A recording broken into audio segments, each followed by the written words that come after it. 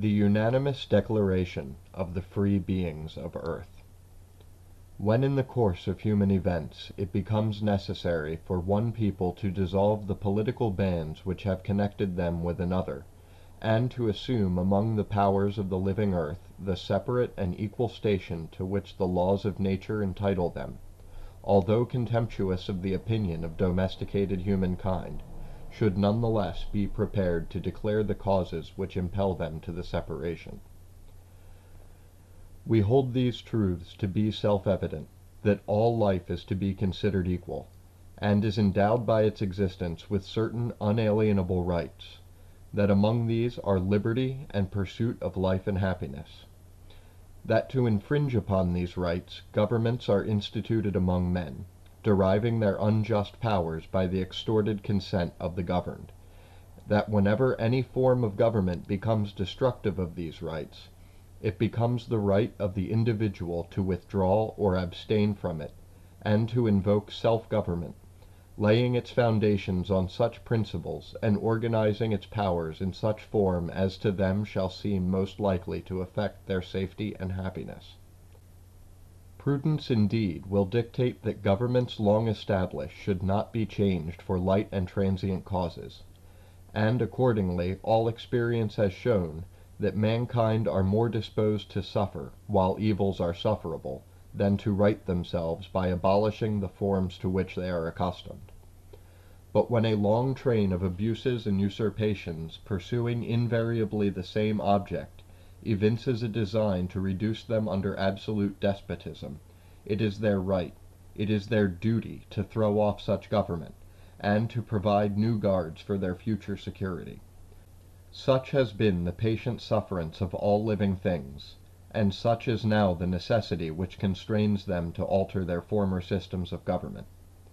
The history of human civilization entire is a history of repeated injuries and usurpations, all having in direct object the establishment of an absolute tyranny over the earth and all that dwell upon it.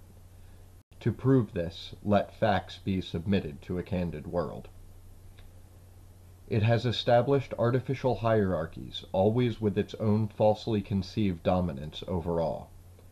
It has unilaterally decided what earthly beings may be of abject servitude to it; those it domesticates and enslaves; all others are subjected to the harshest cruelties and exterminations, fellow humans notwithstanding.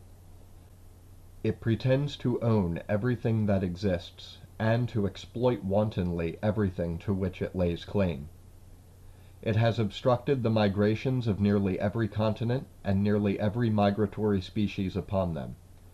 It has obstructed likewise maritime migrations.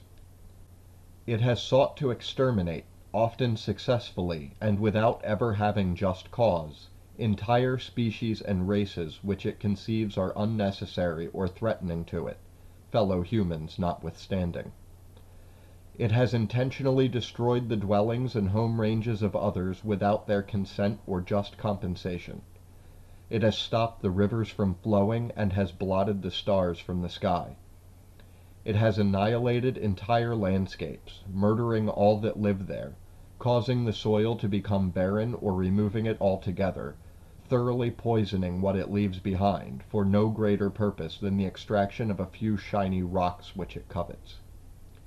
It has extracted coals and oils from the earth by these same methods, and has burned them extravagantly, blackening the skies and making the very air we breathe toxic to us all. It has filled the waters of the earth with its waste, until water unpolluted by it is nearly impossible to find. It has seized and carried off into slavery in a foreign hemisphere plants and animals who have never offended it, fellow humans notwithstanding. It has rendered impossible or untenable by bureaucratic difficulty the basic rights of providing one's own shelter and sustenance, and has unjustly interposed itself as the exclusive provider of these necessities. In many cases it prohibits trade unless its assent is specifically given, and imposes a surcharge on nearly all transactions, which it uses to fund its own perpetuation. It levies taxes on the right to inhabit, which it uses to fund its own perpetuation. It has waged open war on all who would resist its civilizing influence, annihilating and or enslaving all free beings who would stand against its onslaught, fellow humans notwithstanding. In every stage of these oppressions we have petitioned for redress in the most humble terms. Our repeated petitions have been answered only by repeated injury. A civilization and government which is thus marked by every act which may define tyranny is unfit to be the ruler of free beings. Nor have we been wanting in attentions to our civilized and domesticated brethren. We have warned them from time to time of attempts by their legislature to extend an unwarrantable jurisdiction over us all. We have reminded them of the circumstances of our interconnected existence upon this earth. We have appealed to their native justice and magnanimity, and we have conjured them by the ties of our common kindred to disavow these usurpations, which would inevitably interrupt our connections and correspondence. They too have been deaf to the voice of reason and of justice and consanguinity.